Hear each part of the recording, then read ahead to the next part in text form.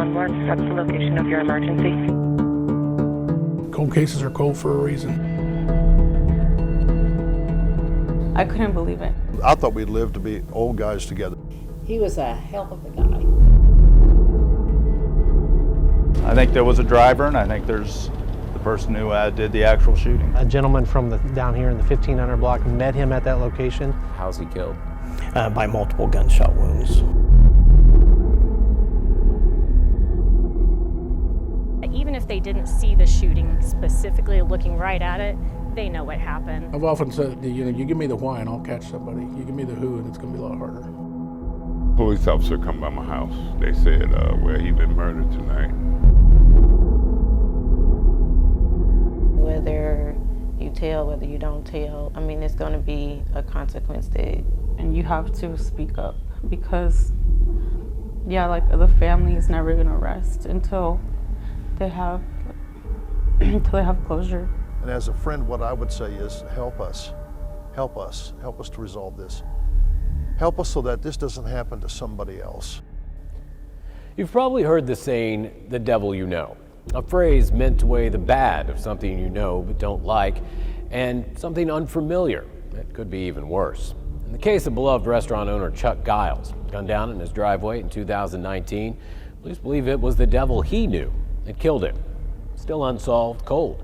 Detectives are waiting for someone to step forward to say, I knew him too. I need 911. I need 911. Okay, what's your address? North of the Wheels, Columbine Lane. They say nothing good happens after midnight. Please, hurry! Please! He shot her! This vicious crime occurred nearly 2 hours before.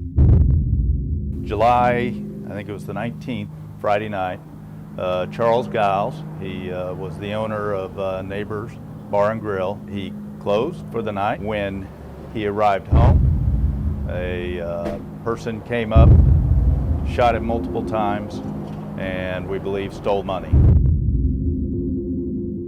Yeah, just ran up and, waited till he got out of his car and just blew him down. But just about anyone who knew Chuck says it didn't have to be that way. People like Chuck's longtime girlfriend, Connie Schrader. He was a hell of a guy. He would give the shirt off his back. He really would. And longtime employee, Willie Guider. No, that's the kind of heart he have, If he see you in a bind, he'll help you out. For what would have been 20 years this year, Chuck Giles owned Neighbors Bar and Grill in Wichita.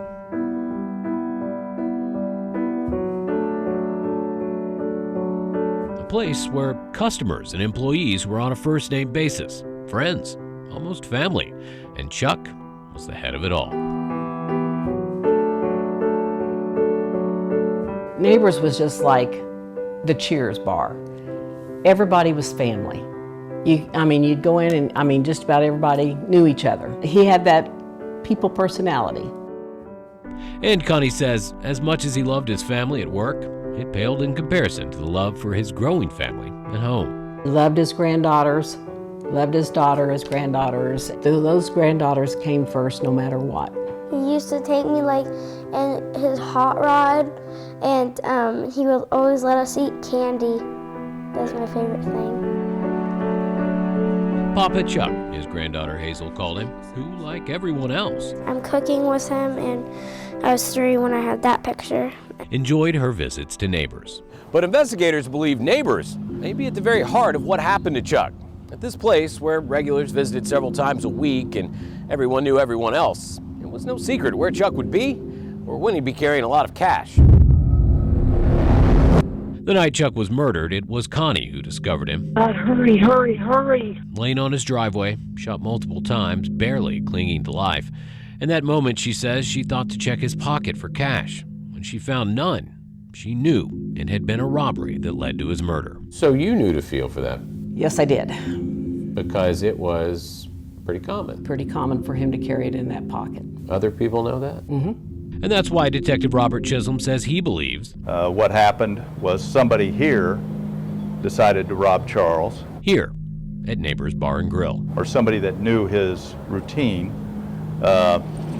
knew where he would be and when he would be there, and went to his house and waited for him there. So I heard the same thing, you know, that, you know, it might have been an employee, you know, it might have been a customer, you know. If he didn't know him, then why did they kill him?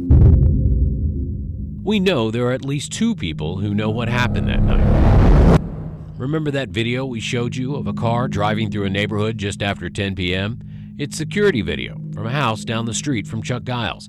It's tough to make out, but investigators say it shows the moments just before Chuck is attacked. A car driven by a Hispanic man with a beard drops off another Hispanic male, speeds away, and the man who gets out of the car walks across the street and waits. Person walked up to him, shot him multiple times, took the money, and then ran down the street. The 2 individuals that are involved in this are known to people that work here. They're known to other people. They've talked to people. They showed up with money and all of a sudden went on spending sprees, something along those lines. The question now, do you know who those 2 people are? The video evidence in Chuck Giles' murder shows at least 2 people were involved, but little else. After the break, 2 more cases, this time with video so clear, you may very well be able to help solve the case tonight. They say a picture is worth 1,000 words. And in a homicide investigation, good video is worth at least 1,000 more. In the 2 cases you're about to see, pristine video of suspects and the vehicles police say they used to commit their crimes. Watch closely. Do you recognize them? 911, what's the location of your emergency? This is a homicide investigation from 2020. Well, I'm not sure, like, they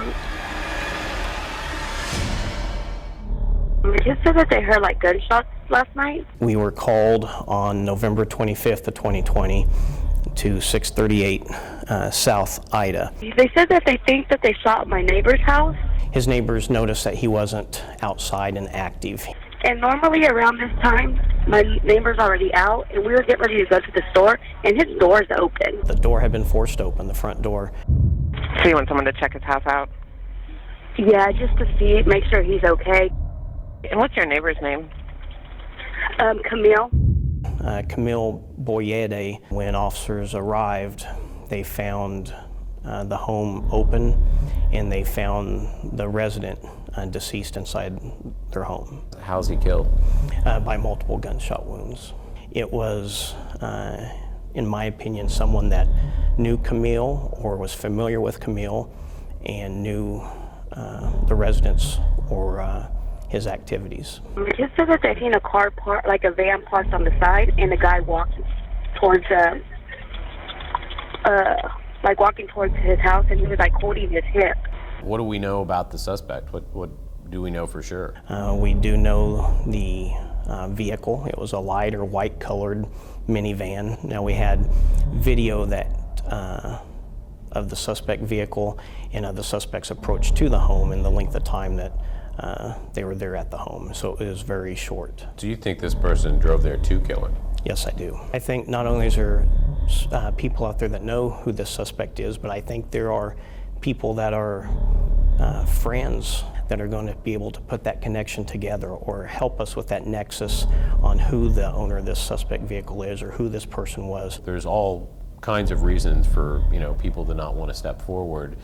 If you could talk to those people, and you have the ability to do that here, what do you say to make them take that step and make that call? I want to let them know that we have to speak for Camille on making this right, and we can do it together. We're working hand in hand or partnering to get this done. I just asked for him to give us a call so we can look into it.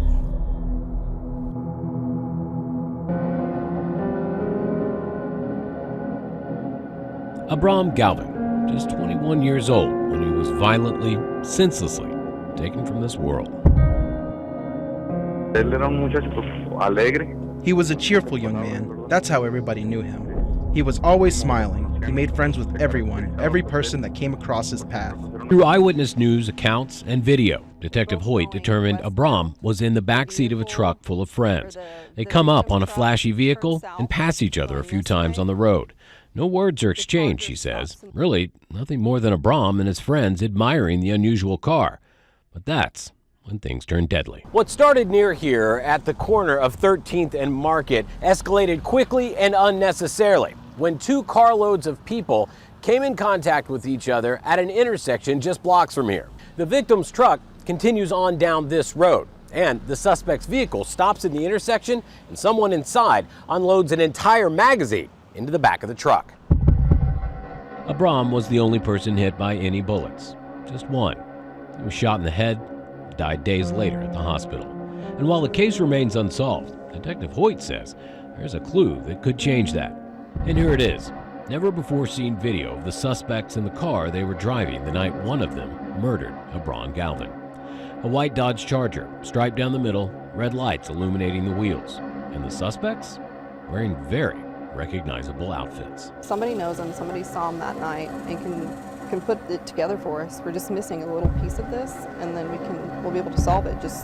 We have to have help from the community. Help that would not only help bring peace to Abram's family, but also possibly save the life of another innocent victim. Still ahead, a house party, a man gunned down in his car, and dozens of witnesses, but none have come forward to name the killer. Ivan Ortega, the kind of young man quick to do a favor for a friend, and dropping a friend off at a party in 2019 would be the last favor he'd ever do. Gunned down in his car by a stranger, 30 to 40 people mere feet away. Police say not one of them is doing Ivan any favors now. Hector Ortega, or Ivan as he preferred to be called, was funny. He's funny, super nice. Ivan's sister Stephanie says her brother was somehow, at the same time, both shy and outgoing. His cousin Lala describes him differently. My cousin she says that us two are very alike because we're both like the awkward ones, the ones that stand out a little bit more because we're weird, I guess is what she calls us. The only boy in a close family full of girl cousins, Ivan was a typical young guy. Didn't get into much trouble, loved to play Fortnite, something he taught the oldest of his two sons to do.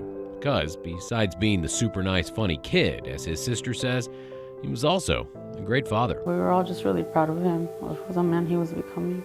But what else he might become, his family will never know. At 4:58 in the morning on February 24th of 2019, we get shots calls in the neighborhood. Detective Michelle Palmer got the case. She says Ivan had just dropped a friend at a house party in this Wichita neighborhood when three men came up to his car. They saw one person kind of leaning their hand against the car, and then they heard some arguing. They heard the victim make a comment, and then right after that there was a single gunshot. No scuffle, just a gunshot. Ivan was killed immediately, and no one can understand why. I couldn't believe it. Like when my aunt called me and she told me that he was shot, I thought it was like a mistake, or I didn't think it was real. And there's little to go on to help put the pieces together. Three men, maybe early 20s, really not much of a description. The biggest potential for clues, that house party. The three men, at least one of them a murderer, were at that party, along with 20 or 30 other people, leading Detective Palmer to believe there are plenty of people who can identify them. To help find a killer and help a family begin to heal. Family is never gonna rest until they have closure. I wanted to grow old with him. I wanted to live more with him, go through more life experiences with him. You know, he's just someone I never imagined not to be in my life, and now he's not in it. There is a killer that is out there. If they've had the capacity to kill before, the propensity that they'll do it again is likely. Witnesses that won't come forward, murders without motive, just some of the hurdles detectives face trying to track down a killer that can make a case go cold. After the break, I sit down with some of the detectives you've just heard from to get their perspective on working a cold case. I mean, some of these cases we've done have been removed by months, some years, some much longer than that. So does it get more challenging, or is there some point where you're just like, you know, it can't get harder than this? Something we're hoping for in the cold cases is that things have changed. Somebody who hasn't thought about this in a long time now thinks about it and thinks, you know what, I didn't like that guy anyway, and then they come to us. People won't talk. People won't step forward. People won't come forward. How often do you think that's the case, where it's not just an utter mystery to you? You're like, well, I can't prove it, but I think this. A lot of times we have evidence. It's just how that evidence lines up. Somebody can help us line the evidence up to the point where it's a prosecutable case. You guys don't just know these cases, you know the people that are affected by these cases. What's that relationship like? Those cases are never closed. Those cases are looked at forever. And whenever a lead comes up, we track that lead, we chase it, we do everything that we can until that lead is completely exhausted.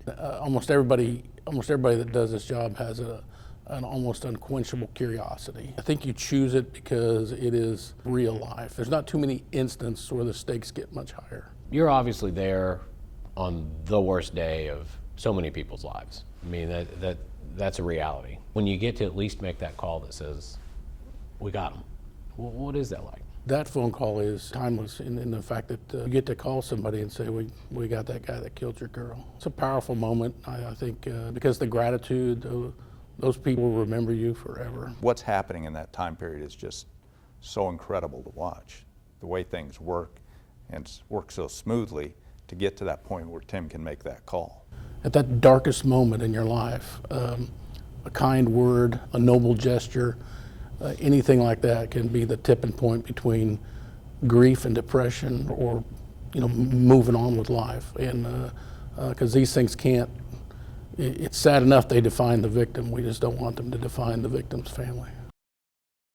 Since Fact Finder 12 began working with Wichita Police to help solve cold cases, detectives have received dozens of tips related to the cases we've profiled. These killers remain on the streets.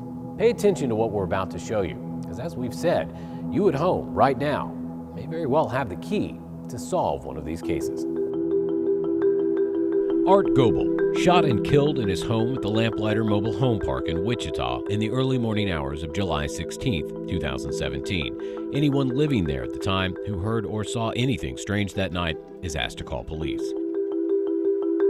Emmanuel Vargas Avila, homeless, and was shot multiple times while eating a meal at a picnic table in Plainview Park in southwest Wichita. It happened June 28, 2020. Police believe 3 people, at least 1 man and 1 woman, are involved. 2013, Lemmy Alford is shot by a man driving what police believe to be a silver Chevy Trailblazer after he's called over to the vehicle while walking with friends near the Wichita State campus. Police believe they know who killed him, but need more from the public to make an arrest. Each of the cases we've covered this year are different, but share similarities: video, witnesses, even good information that points them to a suspect in some cases. But the biggest thing they share is what keeps them cold, unsolved, keeps killers on the street: silence, either from those who have the information the police need but refuse to come forward, or from those who don't believe what they saw or heard is important enough to make a call. Please, if you have any information, no matter how small or insignificant, pick up the phone and contact investigators at one of the numbers you see on your screen. Not only could it help catch a killer, it could help bring peace to the loved ones left behind to make sense of it all. For Fact Finder 12, I'm Alex Flippin.